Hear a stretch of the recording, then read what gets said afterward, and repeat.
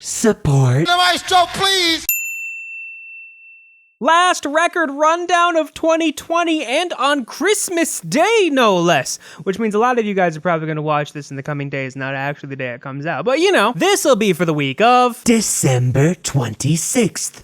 2020. On this day in music back in 1896, The Stars and Stripes Forever was written by John Philip Sousa, and just 91 years later, in 1987, it would become the national march of the United States of America.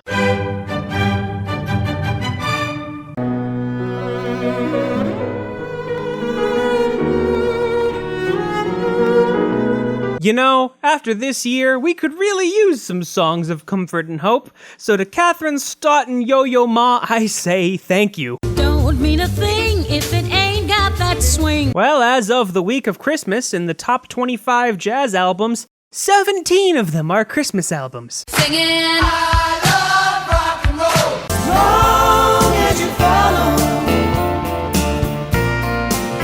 I'm gonna win. Weird time to be talking about a greatest hits album, but I guess Fleetwood Mac has been popular this year. Regardless, this is the 1988 greatest hits album, not the 1971 greatest hits album, which actually only charted in the UK. It didn't chart in the US. It's bigger than hip-hop, hip-hop. The ones that hate me the most look just like me.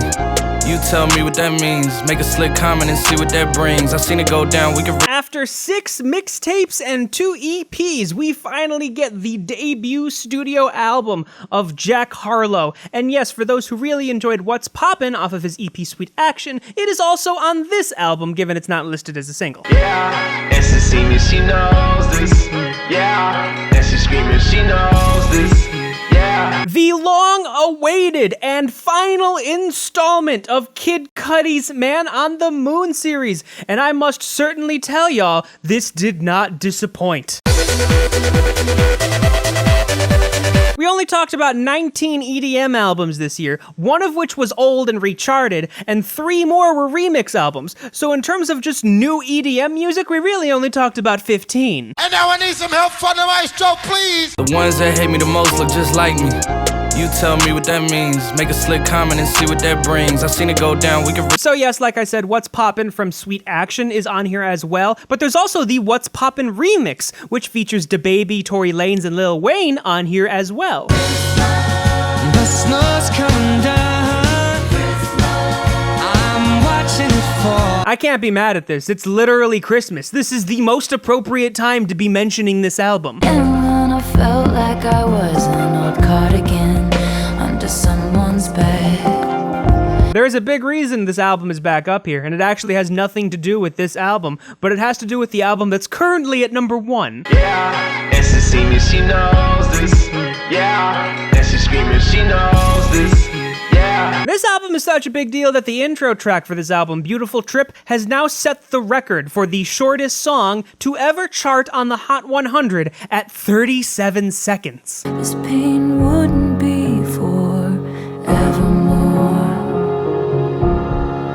Another surprise album from Taylor Swift. That's 2 sudden drops this year, and I was actually very much looking forward to listening to this album. For whatever reason, I'm vibing with this folk indie Taylor Swift more so than I ever vibed with the country or pop Taylor Swift. And that's a wrap on 2020. We talked about over 200 albums this year, so I guess we'll see what 2021 starts us off with, and it's probably going to be Michael Bublé's Christmas. And now I need some help from the maestro, please! Maestro!